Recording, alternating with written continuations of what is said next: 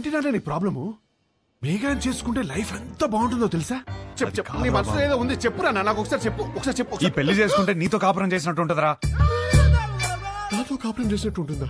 ఎంత బాగా చూస్తున్నారా నిన్ను. చోకొట్టి పడుకోబెట్టాను, ఊకొట్టి లేపాను, ఎప్పుడైనప్పుడు మ్యాగీ నూడిల్స్ పెట్టాను. ఇంకా ఆపరా. For the first time I think I need a shoulder రా. For the first not the shoulder I want, but when nothing is available, go for the reachable. Come on.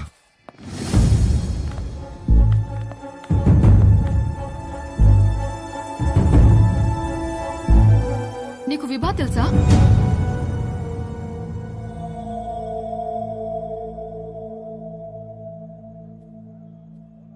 అరే తెలియకపోవడం ఏంటి? ఎంత పెద్ద stand up comedian. పెళ్లికి సంగీత్లని చాలా boring. This time it's standup time. Come on, get ready. ఏంటి బావ ఇది? ఆపేలు రావడం ఏంటి? షో చేయడానికి వచ్చింది, నవ్వించి వెళ్ళిపోతుంది. నవ్వించకపోయినా పర్వాలేదు, నవ్వుల పాలు చేయకపోతే చాలు. హర్ష, విభా బాగా హర్ట్ అయి ఉంటుంది. ఇప్పుడు ఎలాంటి జోక్స్ వేస్తుందో ఏంటో. ఆ జోకులు నీ మీద మాత్రం వేయకూడదని కోరుకుంటున్నా.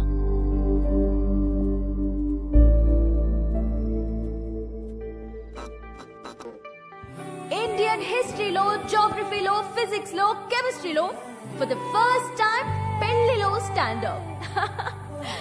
This is Vibha. Congratulations to the bride and groom. Thank you. మా బతుకు బస్ స్టాండ్ అవ్వకుండా కాపాడేదే మొగుడు పెళ్ళాల జోక్స్. అమ్మ తల్లి, మామే జోకులు వద్దమ్మా. అరే వద్దమ్మా. వద్దా? వద్దు. సరే, నా గురించి చెప్తా. నా లైఫ్ లో నన్ను బాగా ఇన్ఫ్లుయెన్స్ చేసిన ఒక వ్యక్తి ఉన్నాడు. అతని పేరు సుబ్బు. మా నాన్న. మీరు అనుకున్నది కరెక్టే, తన పేరు సుబ్రహ్మణ్యమే. కానీ నా కథ వింటే సుబ్బు అని పిలవడమే ఎక్కువ అని మీరే ఫీల్ అవుతారు. రియలీ అంత టార్చర్ పెట్టాడు. ఇదే మాట సుబ్బుని అడిగాను అనుకోండి, వీడొద్దు వాడొద్దు అని నేనే టార్చర్ పెట్టానంటాడు. మరి పెళ్లి కొడుకుల్ని పేక ముక్కల్లా చూపిస్తూనే ఉన్నాడు.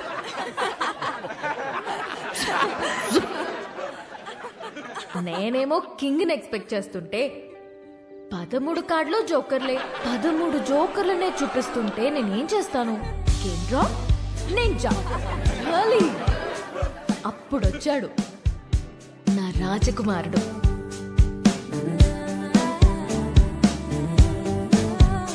పెళ్ళే వద్దురా బాబు అని నేను తిరుగుతుంటే, కబుర్లు చెప్పుకుందామా, కలుద్దాం అని నాకే తెలియకుండా నా నోట్బుక్ లో రాశాడు. సుబ్బు పంపిన జోకర్ అయ్యుంటాడులే అనుకుని లోలాబాయికి ఎక్కా. వాడు చెప్పాడు కబుర్లు. రోజంతా టైమే తెలియలేదు. దిగాక తెలిసింది వాడు లోలా వాడు కాదు, ఆ బుక్ లో రాసిన అవులాగాడు. సుబ్బు పంపిన వాడికి అంత బుర్ర ఉండదే అనుకుని దమ్ముంటే కలువన్నాను. వాడి సంగతి తేల్చేద్దామని రమ్మన్నా. పెళ్లి విషయంలో నాకున్న భయం పోవాలంటే యూ నీడ్ అ హోప్ అని నా కోసం పింక్ బలూన్ పెట్టాడు. హోప్ అంటే ఎంత బలంగా ఉండాలి.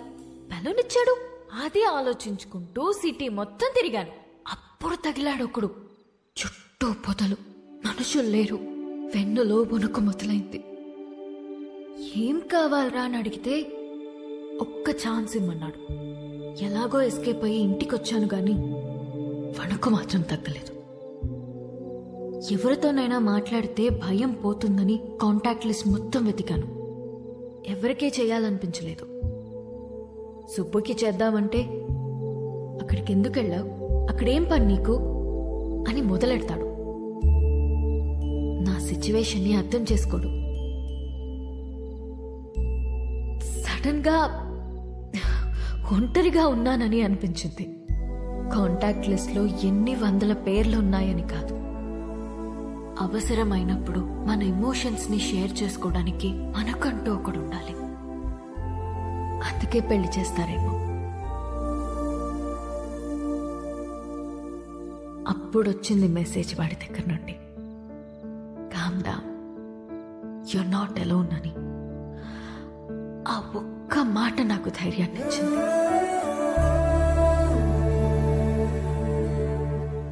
నిద్రపోయే వరకు జోజో పాడమన్నాను.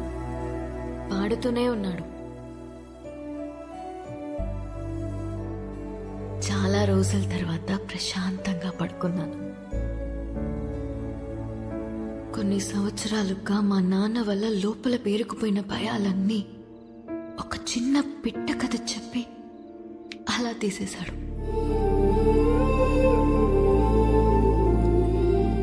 కనిపించకుండానే ఒక కాపురం చూపించాడు. కలుద్దామనుకున్నా.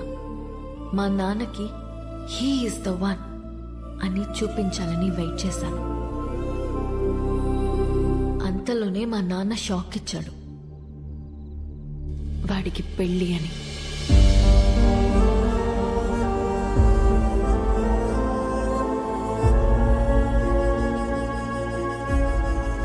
ఎప్పుడూ లేనిది నా కళ్ళల్లో కన్నీళ్లు. వాడు నన్ను మోసం చేశాడని కాదు, ఎప్పుడో నేనన్న మాట పట్టుకుని వాడు నా కోసం వచ్చాడా? నా కోసం ఒకడు పుట్టుంటాడు అనుకున్నాను, కానీ నా మాటల్లోంచి ఒకడు పుట్టొచ్చాడా? పడిపోతున్న నన్ను నిలబెట్టడం కోసం అంత తాపత్రయపడ్డా? హోల్డ్ యువర్ స్మైల్ అన్నాడు. నా కోసం తన ఫ్యామిలీని ఒప్పించాలని ఒంటరిగా కష్టపడుతున్నాడా? వాడి గురించి తలుచుకుంటుంటే ఇప్పుడు కూడా కన్నీళ్ళు ఆగట్లేదు.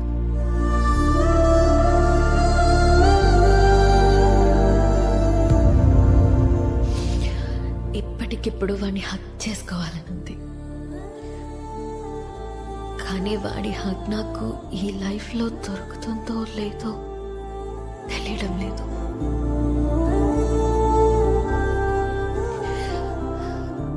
కథ మధ్యలో ఆపేస్తున్నందుకు క్షమించండి.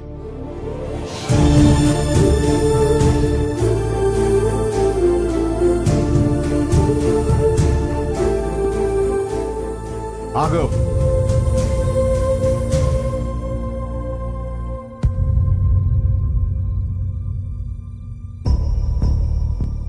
ఆగాను. చెప్పండి. వెళ్ళి పెళ్లి చేసుకుంటావో ఏం చేసుకుంటావో నీ ఇష్టం. ఎలాగైనా బతుకు. ఇక నీకు మాకు ఏ సంబంధం లేదు. కానీ వెళ్లే ముందు అమ్మాయికి సారీ చెప్పేసి వెళ్ళు.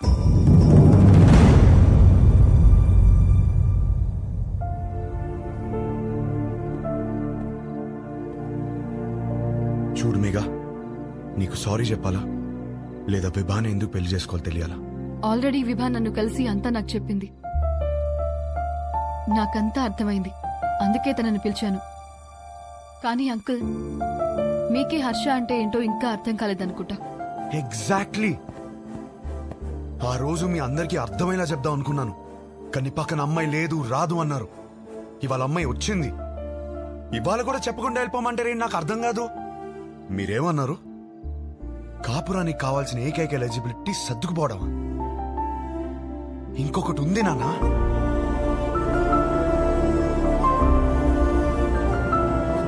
విభా మాటల్లో కనిపించిందే రొమాన్స్.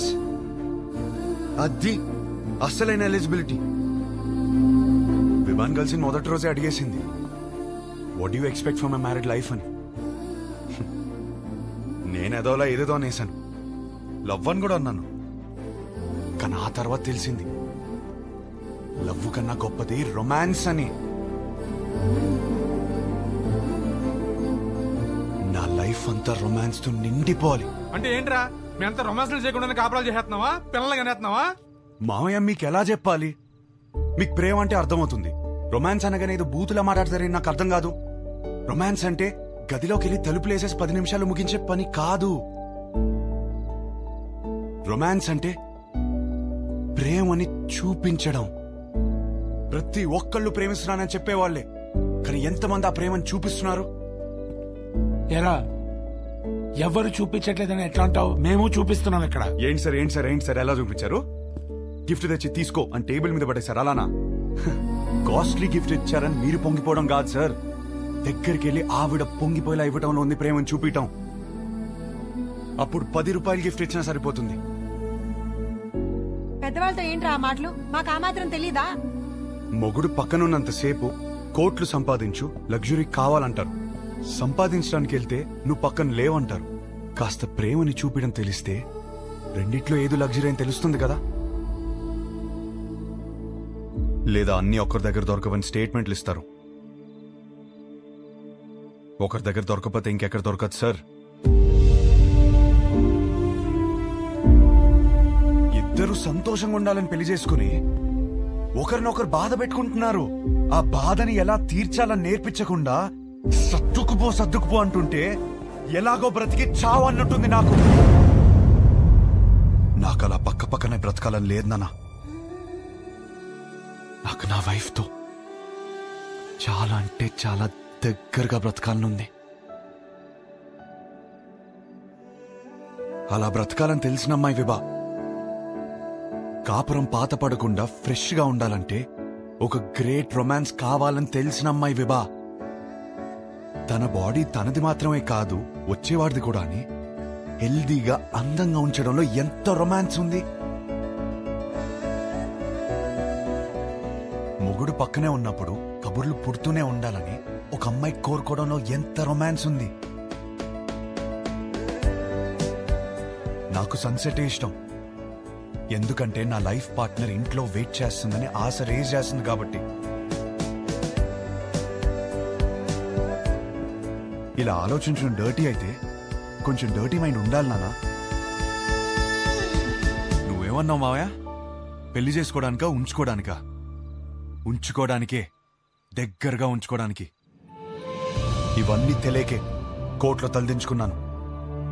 ఇప్పుడు తలెత్తి చెప్తున్నాను, నా కాపురం బాగుంటుంది. నాకు విభానిచ్చి పెళ్లి చేయండి.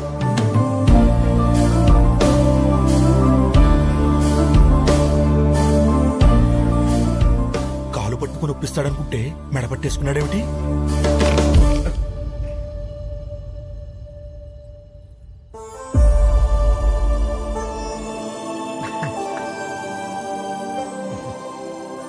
రే, అమ్మాయి బాధపడుతూ ఉంటుంది, వెళ్ళి కబుర్లు చెప్పు, కౌగిలించుకో.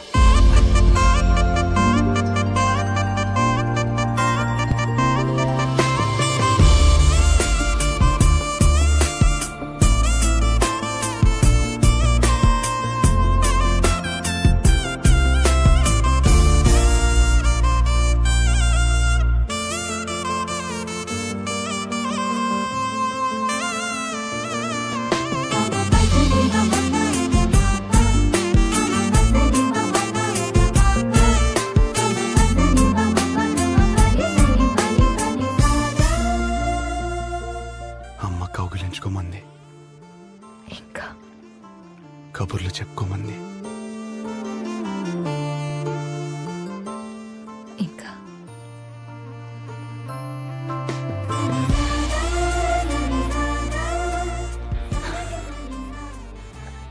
నీతో కనీసం 25,000 మీల్స్ కలిసి తినాలి.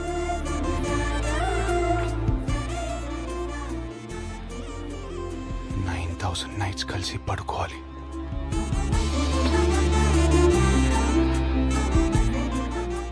కొన్ని వందల వెకేషన్కి వెళ్ళాలి.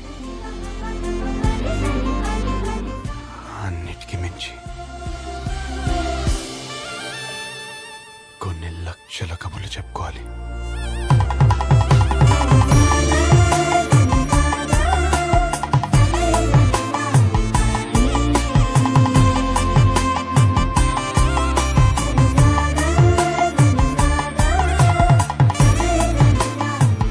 అయ్యగారు, పెళ్లి చేసుకుందామా?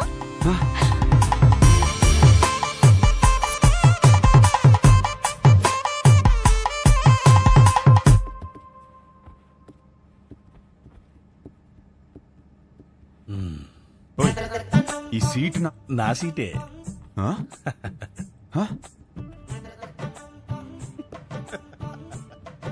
1 minute. బాస్ కొత్తగా పెళ్లి చేసుకున్నాం. పొరపాటున 2 ఐల్ సీట్లు బుక్ చేశాను. మీరు 4Bకి వెళ్తారా? వెళ్ళను. ఏ? 4Aలో నా వైఫ్ ఉంది. కావాలని బుక్ చేశా.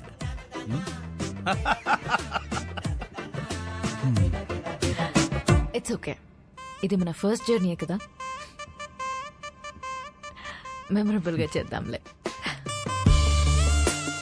ప్రస్తుతానికి మా ఇద్దరి మధ్య 18 inches గ్యాప్ ఉన్నా 35,000 feet హైట్ లో 16 hours ట్రావెల్ టైంలో 100 కబుర్లు చెప్పుకున్నాం.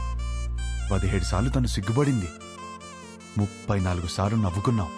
మా రొమాన్స్ ఎలా జరుగుంటుందో మీ డర్టీ మైండ్కి వదిలేస్తున్నాను.